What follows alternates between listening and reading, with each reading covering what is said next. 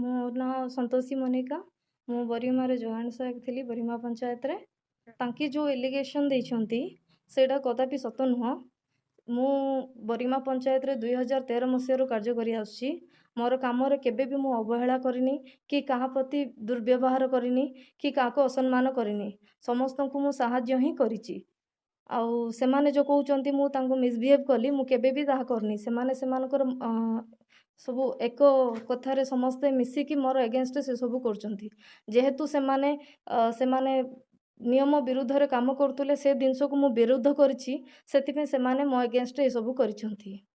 ହଁ, ମୁଁ କଲମଠୁ ଗ୍ରିଭେନ୍ସ ବି ଦେଇଛି। ମୁଁ ଯେତେବେଳେ କାମ କରୁଥିଲି 2018ରେ 2019ରେ ବିଡ଼ିଓ ମୋତେ ଗୋଟେ ଟ୍ରାନ୍ସଫର୍ କଲେ ସାନପରିଆ ଜିପିକୁ ଟ୍ରାନ୍ସଫର୍ କଲା ପରେ ସେମାନେ ସେଇଠି ମୋତେ ଆକ୍ସେପ୍ଟ କଲେନି। ସେଇଟା ହେଲା ୱିଦାଉଟ୍ ମୋର ଗାଇଡ଼ଲାଇନ୍ର ପୁରା ଏଗେନଷ୍ଟରେ ମୋତେ ଟ୍ରାନ୍ସଫର୍ କରିଛନ୍ତି।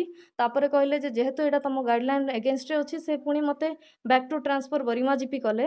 ଏତିକି ଭିତରେ ବରିମା ପଞ୍ଚାୟତର ସବୁ ସଦସ୍ୟ ମିଶିକି ମୋର ଏଗେନଷ୍ଟରେ ଗୋଟେ ରେଜଲ୍ୟୁସନ୍ ପାସ୍ କଲେ। ଯେହେତୁ ସେ ଆମକୁ ମିସବିହେଭ୍ କରୁଛି, ଆମେ ତାକୁ କାମରୁ କାଢ଼ିଦେବୁ ହେଲା। ତାପରେ ସେଇଟା ସବ୍ କଲେକ୍ଟର ଜୟପୁରରୁ SDPO ଏନକ୍ୱାରି ପାଇଁ ଆସିଥିଲେ।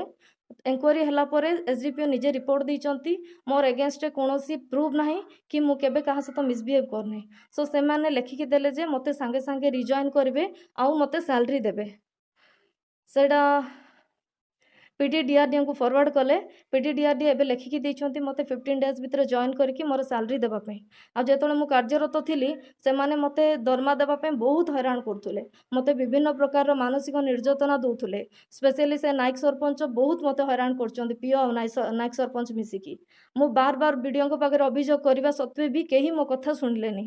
ଯେହେତୁ ମୋର ପରିବାରରେ କେହି ନାହାନ୍ତି, ସେମାନେ ସେଥିପାଇଁ ମୋତେ ବହୁତ ମାନସିକ ନିର୍ଯାତନା ଦେଇଛନ୍ତି।